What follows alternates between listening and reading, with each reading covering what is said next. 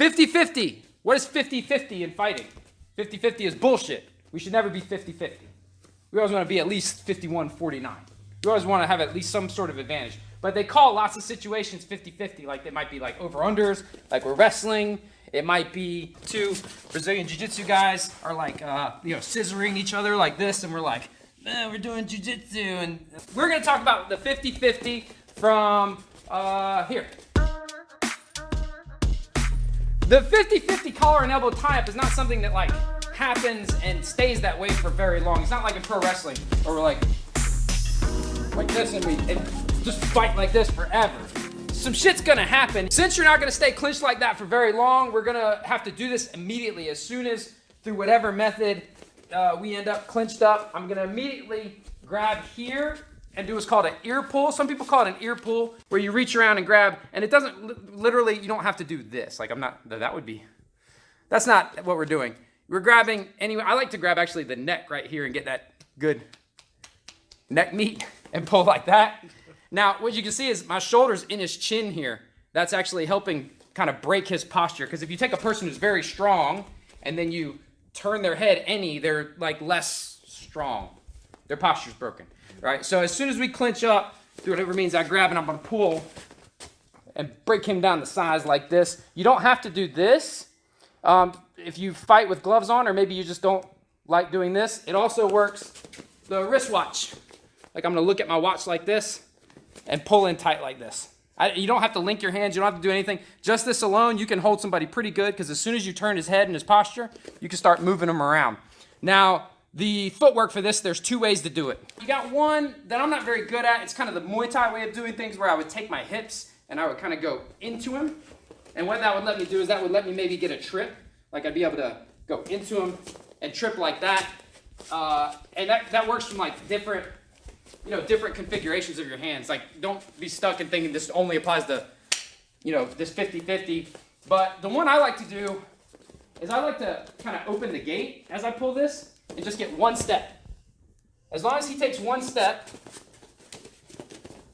that's all I need, because it's not going to be 50-50 anymore. I'm going to get into a position where I can land my punches. So I get him to take one step, and now he's opened up for this shot or whatever else, because I want to, stand and fight like a real man. All right, so we clinch up. As soon as we do it, boom, bam, bang. All right. Clinch up, right away. We're gonna immediately pull on that thing. But this works even if you don't have that inside position on the collar tie. Nate is a bigger, stronger, more strapping young man than me. It's ridiculous and stupid for me to think that I'm ever gonna collar tie him. Like this is never gonna happen. Never in a million years is this gonna happen between me and him. He's going to get that collar tie. Even if you get, this one too. Yeah, this is what's going to happen. This leverage point is so powerful. As long as I keep my posture, if I can throw this guy over and either check my watch or get the ear pull, if I pull this way, it starts to open up his posture. And maybe this is for a knee or this knee, or I start punching, or I've created enough space that I can start reclaiming the position in the clinch that I want. I don't like to say that, how to beat bigger, stronger, better, more athletic, faster, younger, more durable opponents. Yeah. You're not.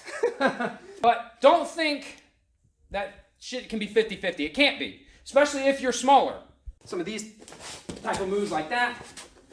What? I didn't throw you down this time? No, I was saying I did. Oh, yeah. I wasn't playing. I was like, dude. He thinks I threw him down on purpose in the last video where we did some of this dirty stuff. All right, so to review, we go 50-50,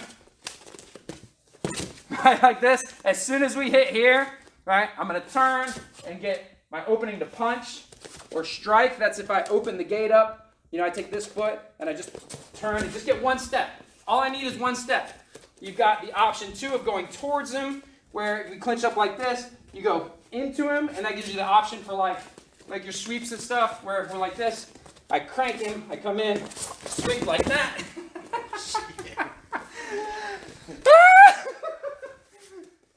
Ow.